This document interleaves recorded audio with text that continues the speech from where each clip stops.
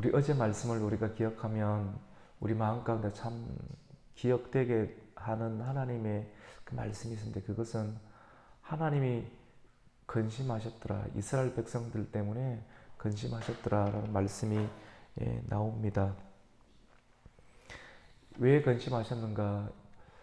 이스라엘 백성들이 하나님을 떠나서 범죄하게 되었는데, 범죄한 이후에 하나님께서 징계하겠다, 또 다른 데 가서 알아보아라, 나에게 찾지 마라, 너희가 나를 떠나서 다른 신들에게 나아갔는데 그 신들에게 찾아가서 너희들이 필요를 구해라, 나를 구해달라고 해라, 너와 나는 상관이 없지 않느냐, 이러한 형태로 말씀하셨음에도 불구하고 이스라엘 백성들이 하나님을 계속 찾고 또 그들의 삶 가운데 있는 바알 신들을 제해버리고 또 하나님을 또 온전히 예배하는 모습들을 보였을 때 하나님의 징계는 계속 이루어지고 있습니다. 근데 그런 상황 가운데 있는데 그 속에서 하나님은 근심하셨더라. 또 하나님의 영은 근심하신 것이 하나님의 영이 수축하셨더라. 이런 내용인데, 하나님 얼굴이 반쪽이 되었더라. 백성들을 징계하시면서도 계속 징계하시는데 마음이 너무 아픈 거죠. 하나님의 그 사랑이 또 나타나게 되었어요. 그러고 난 다음에 바로 이어지는 그런 내용이 이스라엘, 이스라엘의 길르앗 땅에 암몬 자손들이 진을 치고 이스라엘과 싸우려고 하고, 이스라엘 백성들은 미스바라는 곳, 여러분 미스바 기억하시죠? 미스바 때 회개 운동이 일어나는 그 상황인데, 이후에 그 미스바 땅 가운데 이스라엘 백성들이 진을 치고 이제 전쟁을 준비하는 그런 상황 가운데 있습니다. 전쟁을 하기는 해야 되는데 길앗 암몬 자손 사람들이 길앗 땅에 진을 치게 되는데, 그 길앗에 있는 그 장로들이 근심이 되는 겁니다. 과연 이 시기 가운데 누가 우리 나라를 위해서 저 암몬 사람들과 싸울고, 장로들은 그래도 원로급이지 않습니까? 지금 나라의 형편이 이런데 과연 지도자가 일어날 수 있을까? 생명을 걸고 나라를 건져낼 수 있는 사람들이 일어날 수 있을까? 하나님이 세우셔야 되는데 장로들은 그런 고민들을 하면서 이 문제를 들고 하나님 앞에 나아가서 기도하는 형태들은 드러내지 아니하고 어떻게 하느냐면, 과연 우리를 위해서 이 암몬 자손들과 싸울 수 있는 사람이 있다라고 하면 그 사람이 우리 길앗 모든 주민의 지도자가, 통치자가 될 것이다 라고 이렇게 거래를 하는 형태로 지도자를 세워줄 테니까 우리를 위해서 싸우라 라고 하는 형태로 거래를 하는 모습들을 오늘 성경은 드러냅니다. 우리가 오늘 11장 1절부터 읽었지 않습니까? 근데 읽었는데 우리 11장 1절 마지막 전에 10장의 마지막 부분인데 10장 18절을 우리 한번 읽어보겠습니다. 같이 읽습니다. 길앗 백성과 방백들이 서로 이르되 누가 먼저 나가서 암몬 자손과 싸움을 시작하랴.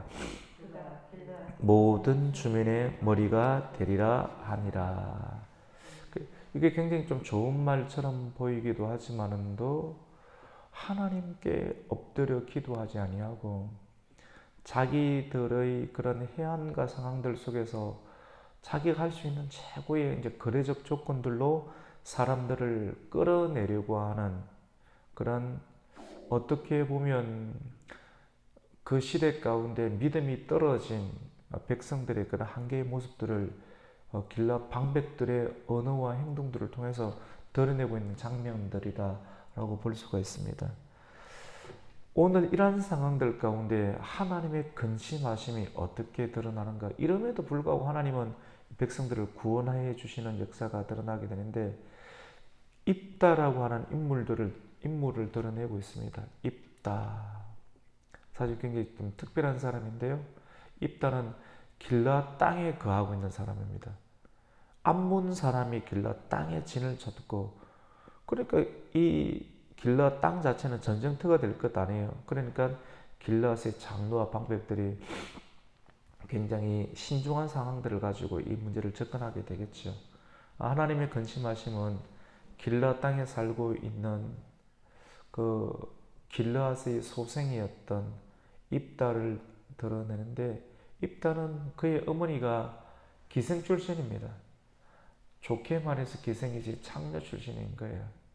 그의 아버지 이름은 길앗이 정실분이 있음에도 불구하고 그런 다른 그 쾌락의 범주가 하나님께 계속해서 집중해야 되는데, 쾌락의 범주가 계속해서 정실부인을 넘어서 기생에게까지 갈 수밖에 없는 그런 인간의 연약함의 한계를 드러내는 거거든요, 사실은.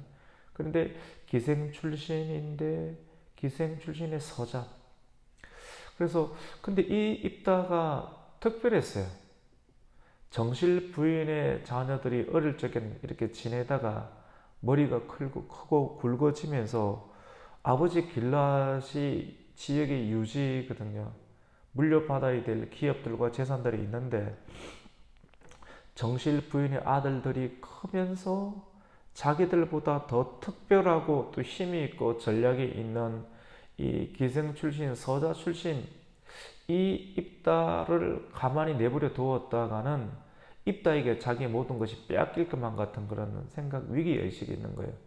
그래서 부인의 아들들이 어느 정도 장성하였을 때 서로 이렇게 모여서 뭐 당처럼 만들어 버려서 입다를 축출하고자 하는 그런 계획들을 실행하게 됩니다. 그래서 사실 이렇게 떼내야 되는데, 떼내려고 하니까 어떤 근거가 있어야 되지 않습니까? 근거가 별로 없어요. 그 무엇 가지고 이걸 밀어내느냐면, 너는 서자 출신이지 않느냐, 너의 어머니는 기생이지 않느냐. 사실은 이런 부분들은 건들면 되지 않는 부분이잖아요. 지역 출신에 대한 출신의 배경.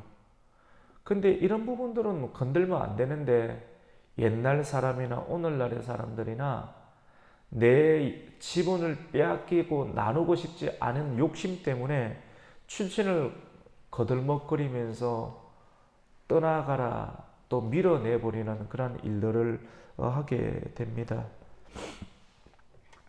하나님께서는 그럼에도 불구하고 이러한 출신, 서자 출신의 어머니가 기생, 창녀지만도 사람들은 불리하고 사람들은 따돌리고 업신여기죠. 근데 하나님은 이러한 사람들도 기회를 주시고, 이스라엘 하나님의 그 근심의 수준이 누구를 세울까 고민한다니까요. 근데 이러한 상황들 속에서 입다를 사랑하시고 또 세워주시는 하나님의 그 역사가 오늘 본문 가운데 있는 거예요. 오늘날 가운데 깨어진 가정, 아픔이 있는 서자의 출신들 많이 있잖아요. 우리가 그러한 사람들을 바라볼 때, 물론 우리 교회는 가정을 세워주는 교회예요.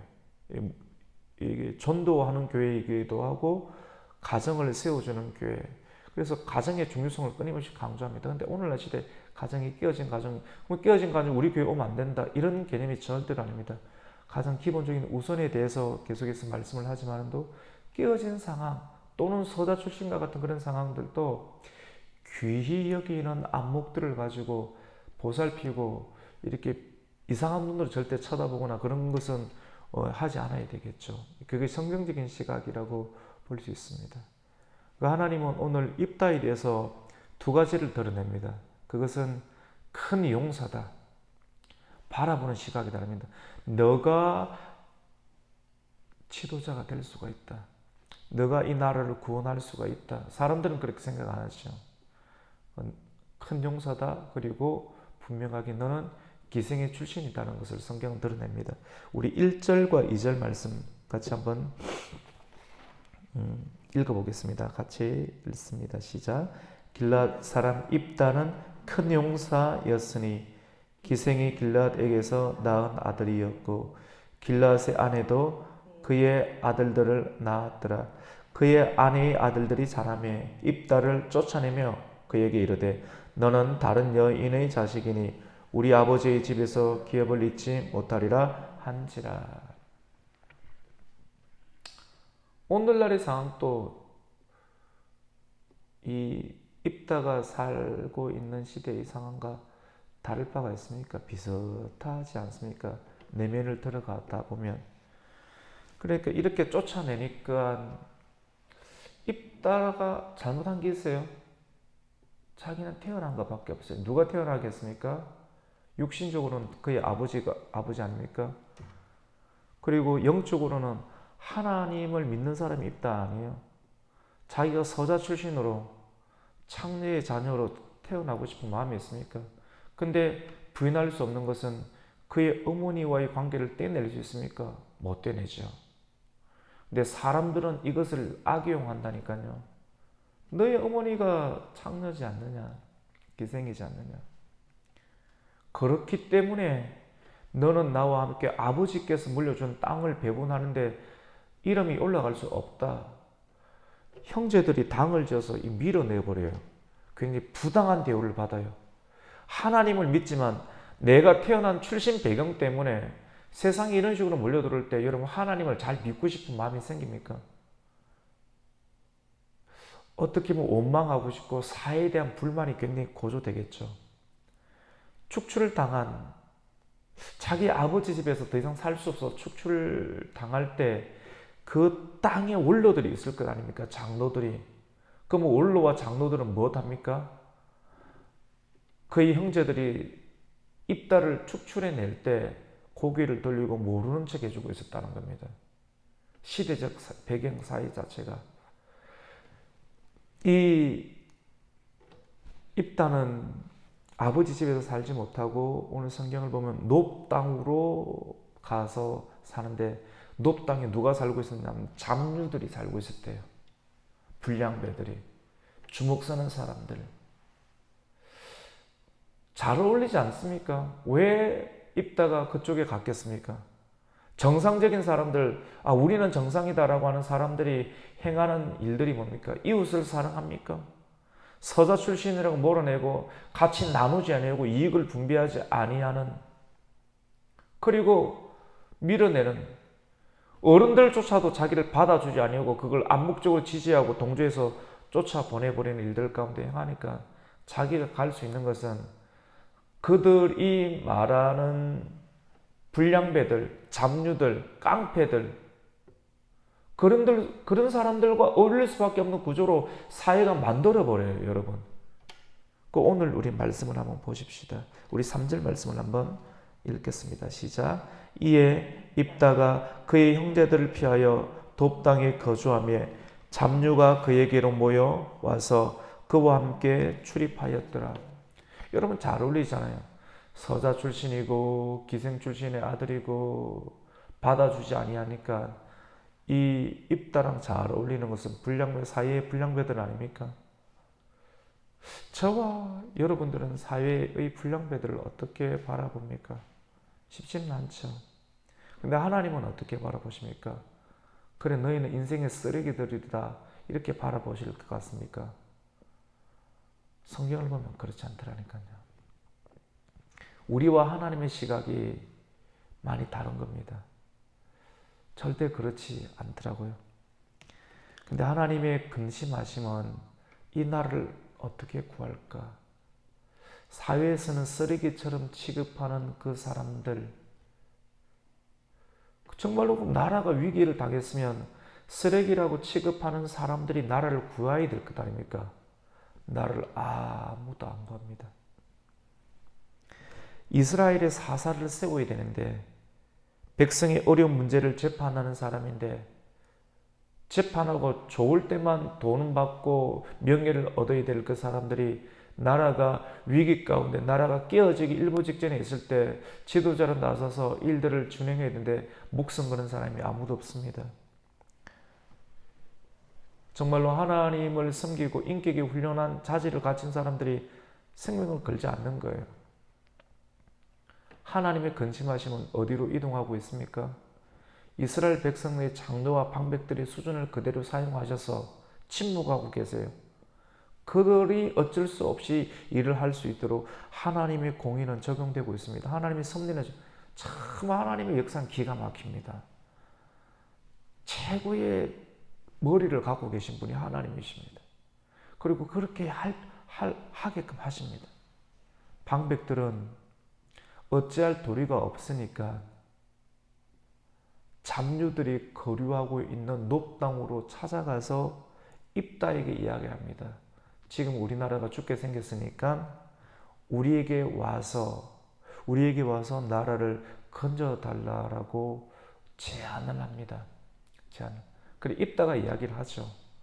그 입다가 이렇게 이야기할 정도를 보니까 입다는 보편의 사람은 아니었던 것 같아요. 그러니까 서자 출신이라고 하는 형식을 거들먹거리면서 그의 형제들이 입다를 축출할 만큼 입다는 탁월함을 가지고 있었어요. 용맹함, 또 리더십, 그들에게 없는 것들을 가지고 있었기 때문에 구박을 하고 서자 출신이라고 하면서 몰아내었던 것이죠. 이때 입다는 뭐라고 말하는가?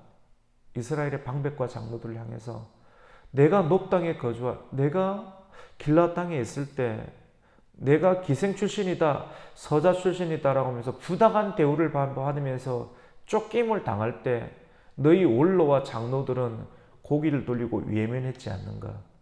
내 형제들이 그렇게 하는 일들을 암묵적으로 동조하면서 이런 분위기를 만들어내는데 너희들이 급하니까 내게 와서 왜 이런 부탁을 하느냐라고 말을 합니다. 우리 6절 7절 말씀을 한번 읽겠습니다. 같이 읽습니다. 시작. 입다에게 이르되 우리가 암몬 자손과 사울이 하니 당신은 와서 우리의 장관이 되라 하니 입다가 길앗 장로들에게 이르되 너희가 전에 나를 미워하여 내 아버지 집에서 쫓아내지 아니하였느냐? 이제 너희가 환난을 당하였다고 어찌하여 내게 왔느냐 하니라. 쉽지 않죠, 맞죠? 이렇게 옹신각신을 이렇게 합니다. 기도가 충분하지 않으니까 이런 전쟁이 들어오는 것 아니에요. 믿음이 충분하지 않으니까. 그 믿음이 충분하지 아니할 때 나라를 지키려고 하는 장로들과 원로의 그런 입에서 나오는 형태는 하나님께 찾아가서 기도하는 모습들보다는 인간적인 형태를 드러내는데 그것이 협상과 거래입니다. 네가 그래도 싸움도 잘하고 리더십이 있으니까 우리나라에 우리를 위해서 생명을 걸고 싸워주고 이겨주면 우리 길앗 땅의 통치자가 될 것이다. 협상을 그렇게 하는 겁니다. 또 거래를 하는 거예요. 믿음이 없는 시대, 신앙이 떨어진 시대 가운데 하나님의 일을 하는 거, 거래하는 거죠. 여러분 옛날 우리 권사님들 이 한참 신앙생활 하실 때 교회를 섬기는 모습들을 어떻게 섬기는지 아십니까? 돈 받고 일했습니까? 돈 받고 일 안 했습니다. 그냥 하나님의 은혜 받고 주님의 은혜가 너무나도 귀하고 감사해서 정말 순수하셨거든요. 그래서 힘들고 어려워도 청소하시고 밥하시고 다 하셨어요. 지금도 동일한 생각을 가지고 있습니다. 근데 오늘날 많은 교회들이 사실 뭐 대형화됐지 않습니까? 대형 교회가 잘못됐다는 그런 개념이 아니에요. 많은 교회가 대형화된 상황들 속에서 점심을 먹어야 되잖아요. 사실은 또 먹어야 되는, 또 온 사람들을 또 잘 보내야 되는 상황인데 이런 문제를 처리하는 데 있어서 밥을 해야 되는데 밥을 하는 문제, 사모님 맞죠? 밥을 하는 그런 문제를 은혜를 받은 성도들 안에서 해결이 되느냐? 그게 안 되는 거예요. 안 하는 거예요. 먹기는 은혜는 받는데 그냥 다 가버려요. 먹을 수는 있는데 가버려요. 그런 사람, 은혜 받은 것에 대해서 수고하고 헌신하는 사람들의 숫자가 점점 없어집니다. 고민이 되죠. 이 문제를 어떻게 할까? 끝까지 교육을 하려니까 또 성도들이 빠져나갈 것 같고 어떻게 합니까? 고용하는 겁니다. 돈을 주고 청소하는 사람들, 돈을 주고 밥하는 사람들을 고용해서 해야 될 상황들, IMF가 오고 또는 이런 코로나적 위기의 상황이 있을 때 고용해서 운영되는 그런 교회의 그 상황들 사람들이 남아 있을까요? 다 떠나갑니다. 그래서 우리는 깨닫게 됩니다. 정말로 목회를 어떻게 해야 될 것인가, 또 설교를 어떻게 해야 될 것인가, 우리가 또 어떻게 살아야 될 것인가, 어떻게 바른 말씀을 전해야 될 것인가 하는 부분들을 우리가 깊이 고민하는 시간들이 어쩌면 오늘과 같은 시간들이다라고 또 볼 수가 있습니다. 아무도 위기가 있을 때 나서지를 않습니다. 그러니까 협상하고 거래하겠죠. 물질로도 거래하고 또 명분으로도 직분으로도 거래하고 또 최고의 통치자로 너가 서자 출신이기 때문에 나라에서는 너를 사용하지 않겠지만 이번 기회 때 서자 출신을 탈바꿈할 수 있는 기회가 있다. 생명 걸고 우리를 위해서 한번 싸워달라. 싸우기는 싸워야 되는데 정말 믿음으로 싸운다는 형태들로 장로들이 제한하지 아니하고 우리나라를 건져주고 싸워주면 최고의 통치자가 되어주겠다라고 하는 협상으로서 또 거래로서 사람을 끌어들이려고 하는 그런 시도를 보이게 됩니다. 여러분, 오늘 본문 속에서는 이런 제안을 했을 때 길앗 땅에서 쫓겨났던 그 입다도 어떻게 반응하는가 하면 그거 정말인가? 그거 내가 어떻게 믿을 수 있는가? 라고 한번 이야기할 수 있지 않겠습니까? 그렇게 하니까 장로들이 어떻게 이야기를 하느냐면 여호와의 이름을 끌어들여서 하나님을 정인으로 삼고 네가 우리의 지도자가 되어 달라라고 또 이야기를 하는 장면들까지 보게 됩니다. 이 말이 뭐냐면 길앗 장로들이 여호와를 정인으로 삼는 거래를 한다라고 하는 것이죠. 우리가 그냥 쭉 읽으면 그냥 하나님을 잘 믿는가 보다 하는데 하나님을 믿는 마음과 바알 신앙이 섞여 있는 장로들의 영적인 수준을 드러내는 거예요. 말씀 안에 모든 것이 사실은 다 들어있어요. 우리 인간의 내면의 모습들이. 우리 그 본문의 내용들을 한번 볼까요? 우리 10절과 9절과 10절 말씀을 같이 한번 읽겠습니다. 같이 읽습니다. 시작. 입다가 길앗 장로들에게 이르되 너희가 나를 데리고 고향으로 돌아가서 암몬 자손과 싸우게 할 때 만일 여호와께서 그들을 내게 넘겨주시면 내가 과연 너희의 머리가 되겠느냐 하니 길앗 장로들이 입다에게 이르되 여호와는 우리 사이의 정인이시니 당신의 말대로 우리가 그렇게 하리라 하니라. 둘 다 이 부분들을 사용하는 거예요. 둘 다 이 부분들을 하나님을 거래의 조건으로 삼고 있습니다. 근데 중요한 것은 이런 상황 가운데 여호와의 이름이 거론되고 있지만도 하나님이 침묵하고 계십니다. 여러분, 하나님이 침묵하고 계시지만 이 일들이 하나님께서 역사를 주관하고 하나님이 침묵하고 계시는 상황 가운데서도 하나님 역사를 주관하시죠. 이스라엘 백성들이 이후에 왕을 세워주세요. 이거 하나님 뜻이 아니거든요. 근데 하나님 뜻이 아닌데도 불구하고 여론이 그렇게 일어났을 때 하나님은 어떻게 합니까? 백성들의 말을 들어주는 것처럼 보입니다. 하나님이 침묵 속에서 이렇게 내어줘요. 근데 그러니까 하나님께서 함께 하지 않으신다는 것도 아니거든요. 이렇게 하면서 궁극적으로 사울 왕이 완성되게 되고 사울 왕이 하나님을 거역함으로 그들의 요청에 의해서 왕이 되지만도 궁극적으로는 하나님께서 기뻐하시는 다윗을 역사의 현장 가운데 드러내는 장면으로 하나님은 섭리하고 계시는 것을 보게 됩니다. 우리가 입다와 또 장로들이 위기 속에서, 나라의 위기 속에서 최고의 지도자 명분을 줄 테니 우리의 최고의 지도자가 되어서 나라를 구원하라 라고 하는 그런 제안과 거래 협상의 모습을 우리가 보게 되는데, 여러분, 이러한 형태로 우리가 생명을 걸고 또 우리가 사역을 감당하게 되면 이것이 첫 단추가 됩니다. 첫 단추. 우리가 협상과 거래를 통해서 위기를 극복하려고 하는 시도는 매우 신중해야 합니다. 여러분, 한번 이렇게 열어둔 언어의 얘기 자주 이야기하잖아요. 이런 형태로 말을 통해서 일이 진행이 되잖아요. 한번 열어둔 협상과 거래의 그런 언어와 삶의 패턴은 우리를 실질적으로 최고의 지도자로 높은 명분으로 세워줄 수는 있습니다. 쉽게 말해서 성공을 하게 할 수 있습니다. 근데 이 성공적인 위치를 계속해서 지속해야 되지 않습니까?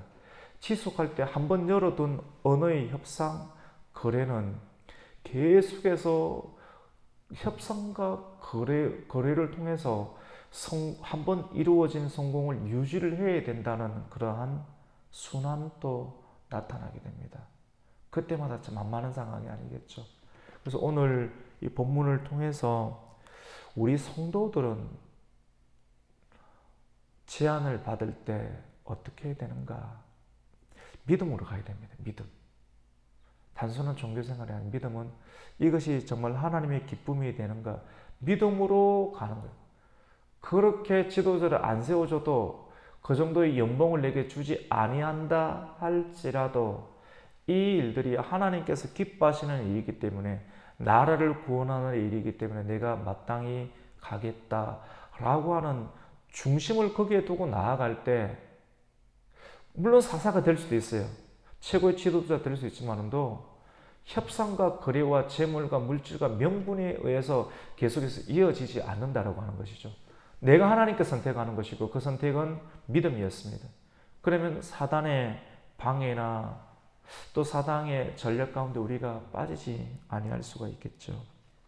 우리가 오늘 여기까지, 오늘 11절까지의 내용들을 통해서 우리가 마무리를 하면 믿음으로 우리가 선택하십시다.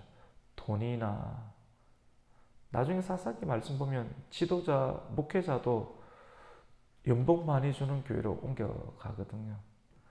돈을 많이 주는 교회에 갈 수도 있습니다. 그것이 하나님 부르심이라면. 근데 그 부르심은 하나님만이 아시죠. 근데 고민하는 거예요. 내가 여기 있을까? 아니면 조금 더 큰 교회로 갈까? 그런 제안이 올 수 있지 않습니까? 하나님은 아세요.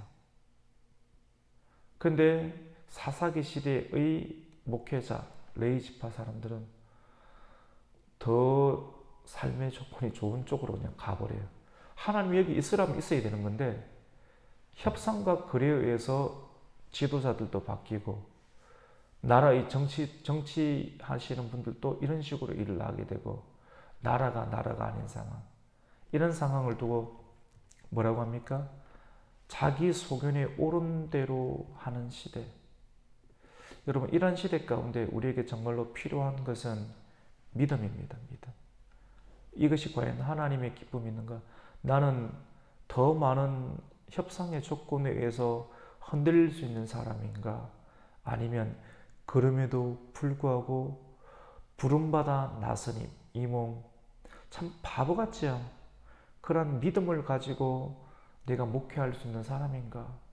우리는 본질을 생각해야 됩니다. 이 본질이 나를 지키고 가정을 지키고 교회를 지키고 나라를 지킬 수 있는 하나님의 도움을 받게 할 것입니다. 오늘의 말씀을 통해서 여러분, 협상, 거래 신중하게 여기고 거래와 협상으로만 우리 인생을 선택하지 마시고 믿음으로 하루하루와 또 미래를 세워갈 수 있는 우리 성도가 되시기를 예수님의 이름으로 축원합니다. 아멘.